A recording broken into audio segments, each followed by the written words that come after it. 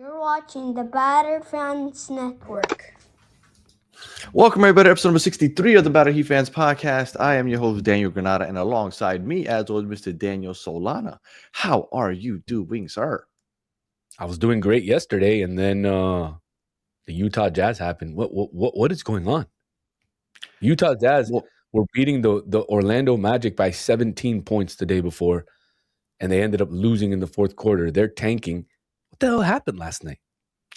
Well, I think that's the worst part, is that we lost to a tanking team. Before we get into Utah Jazz, can we talk about the Washington Wizards?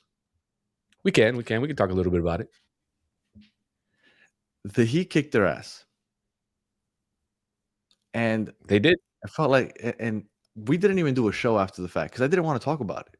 I didn't. I thought that it was crap to come on here and talk about a Washington Wizards win where all of a sudden you see Bam dunking on Khalil Ware and he's all happy and everybody's acting like, oh, this is great. Oh, maybe this is what's going to kind of like, rocket us into playing well. And I was like, I don't want to fucking talk about all this happy crap by beating the Washington Wizards, which are actively tanking. But you know what? If they beat two actively tanking teams, that's a winning streak, even though that both teams suck and they both are trying to lose. I guess that's worth talking about. So we waited, and they couldn't even do that. They beat a tanking Washington Wizards. That's great. The Jazz are also tanking, and they're doing it in a worse manner. Without shame. No shame in their game. They are going out, and they have leads going into the fourth quarter, and they are actively taking out 2 or 3 of their top players because they're like, we can't win. And you know why they're doing it?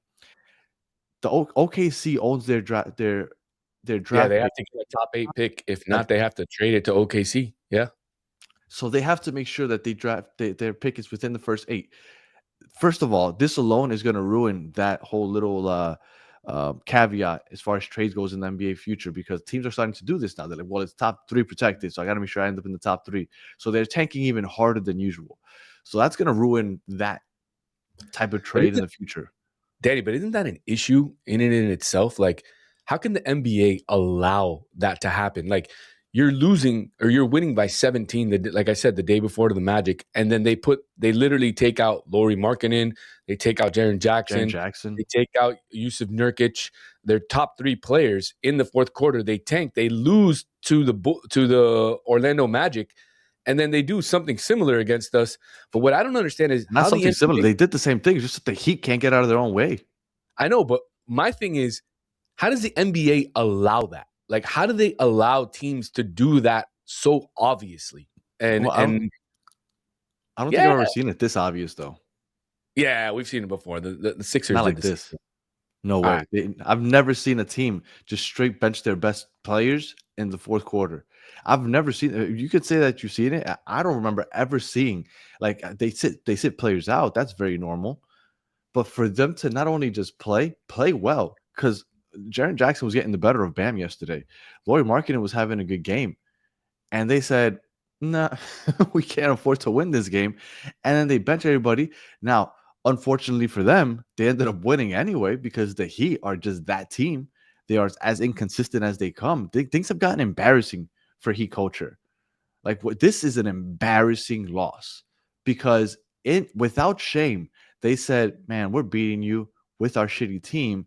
Let's take out the 3 guys that are playing best to make sure that we can give you this dub. And the Heat still couldn't take it. It's ridiculous.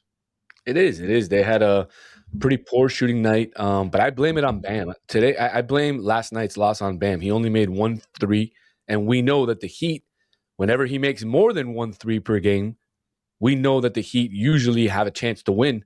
And last night he was 1 of 5 from 3, and so I blame it on Bam. I blame it on Bam. He didn't make enough shots. I blame it on him. The fact that he was outplayed by Jaren Jackson Jr. And look, I don't know who else to blame it on, but for me, Kasparis Yakuchonis was probably the bright spot of last night's game, having 20 points. That's back-to-back games of 20 points coming off the bench. And he had 6 threes, man. I don't know, at one point but at one point, Danny, between the Washington game and this game last night, he had made 9 straight threes. And one of those was a grenade. I remember Davion Mitchell was the top of the key, and he passed it to Casper with like with a like 1 half a second second left. to go, and he just threw it up, and it just like rolled in somehow. It was that's when you knew that his touch was on. Absolutely, man. Absolutely. Yeah, but he was unbelievable last night. But I mean, there was a lot of players that just didn't play well, right? You had Drew Smith, 17 minutes. He had no points. You had Jaime Jaquez, only 9 points in 30 minutes, 1 of 7 from the field, not his best shooting night. And then Nikola Jovic, who we've been hard on Nikola Jovic. We've been hard on Spo for playing Nikola Jovic over these last few games. And again, he puts up a stinker in his 17 minutes, 0 for 4, 0 for 4 from 3. He needs to stop taking threes. It's ridiculous. Yeah. He needs to stop taking threes, and he needs to post up, or he needs to do something else, because the three-pointer is just not falling, bud. And you got to do something else. You got to figure it out. Nikola Jovic is best in transition. He just don't play transition ball. And Jaime Jaquez, it's almost like you've come to realize that if he's playing against a team with a bigger lineup where they could defend the paint, Jaime is gonna have a rough go because he just can't deal with those bodies in there. Khalil Ware got to start, and everybody was really excited against the Wizards, right? Like, oh my God, this is great. Did you see what happened? They played Bam and Khalil Ware together, and they played well. Well, Khalil Ware fouled out, didn't have a good game, and it's just embarrassing, man. It's hard to put into words because it's just I really thought that this would be a jumping off point. And look, and I remember we were talking about the next 10 games, and I was like, this is the chance. Well, if you handled the Washington Wizards, which is great. I hope people didn't get too happy when they saw that, though. And then they lost to the Utah Jazz. Now, this is why I thought the next 10 games would be amazing, because now they play against the New Orleans Pelicans, which are another team that's in the bottom of the league. Now, they aren't tanking because their pick does go to Atlanta, I believe. So they're not tanking like everybody else, but it's still a bad team. And then you have Atlanta, Memphis. It hasn't started off well because you needed those first 2 dubs in the next 10 games. And it's pretty sad. It's pretty sad what I saw last night. It is. It is. But look, now you go into the All-Star break, right? You go into the All-Star break. After the New Orleans game. Yeah. You play tomorrow against New Orleans, and then you go into the All-Star break, and you get some much-needed rest, right? You get some of these guys to get right again. You know, Norman Powell didn't play last night, probably resting himself. Obviously, we know Pelle Larsson, who is one of our best players, especially in the starting lineup. He's out with an injury, so you hope that, you know, in these next 10 days after tomorrow night's game, you hope that the team can get better, can get healthy, and can get some rest and start to understand, maybe get some practice time under their belt and start figuring it out. Because like you said, Danny, after the Pelicans, you play the Hawks, you play the Grizzlies, you play the Bucks, the 76ers, the Rockets, the Nets twice, the Hornets. I mean, a lot of those games are winnable. But if they play the way that they played last night, they ain't winning any of them. This team, who do you think is their best 3-point shooters? I mean, statistically, or who do I think? Because statistically, just when all healthy, what are the? I mean, I think it's a pretty easy answer, right? Who are the best 3-point shooters on the team? Norman Powell, Andrew Wiggins, okay, Tyler Hero, I guess Tyler Hero, right? Khalil Ware.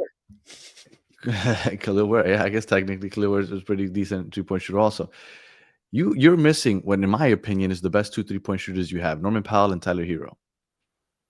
You shoot 79 shots total. That's how many shots you took. 45 of those were 3-pointers.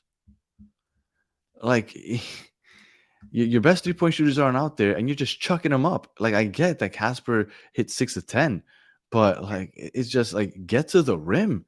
They just can't get to the rim. I don't know, man. This team just pissing me off.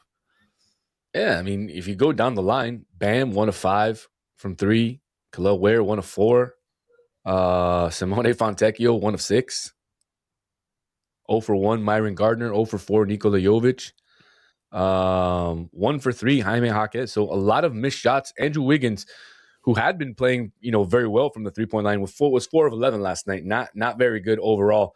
But yeah, man, it was not a good game last night. It was not. Yeah, he shot 30% last night from 3. Wiggins did.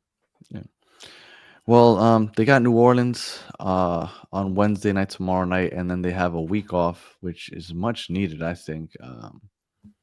I mean, look, yeah, last night they didn't have Norman Powell, they didn't have Tyler Hero, didn't have Paul Larson, but still, like the Utah Jazz are actively fucking tanking. They're literally like, hey, we don't want to win. We'll take out our best players. Please figure out how to win this game. And they couldn't do it at home. It's not like it was on the road. Like, no, they were at home. Like, come on, man. And then it was a back-to-back. Yeah, it was a back-to-back, but Sunday's game was an early start. It was two in the afternoon.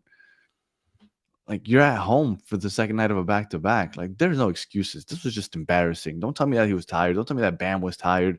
Don't tell me that these players are tired. Don't give me any of that crap. Just pathetic.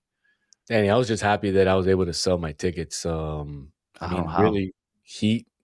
Well, it wasn't for that high. I'll tell you that. I had to take a little bit of a loss. So not only did the Heat lose last night, but I lost in my pocketbook, in my wallet, unfortunately. And hey, but at least I was able to sell them. But see, you know what happened there? Now a Utah Jazz fan bought your tickets. They sat there and they started talking shit to all the Heat fans around. And now they're complaining to the rep like you are.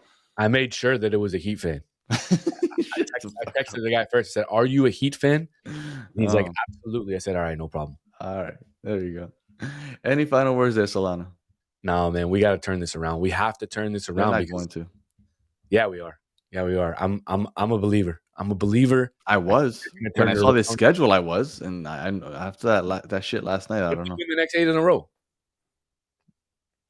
I mean, Philly and Houston are probably the only two difficult teams there. I don't know, maybe, but there's a chance that they blow it against New Orleans and they go into the All-Star break at 500. They've just managed to just stay over 500 the whole season, right after December, and it's like they lose a couple, but then they win just one more, and they just have not. But let's see. I hope that they don't go into the All-Star break at 500 because that would be really rough. It would be. It would. I wouldn't like that at all. If you're listening on audio, leave us 5 stars and a comment. If you're watching on YouTube, like and subscribe, and we'll be back hopefully after a win against the New Orleans Pelicans. But we'll see. I don't even know anymore. So until the next one, have a good one.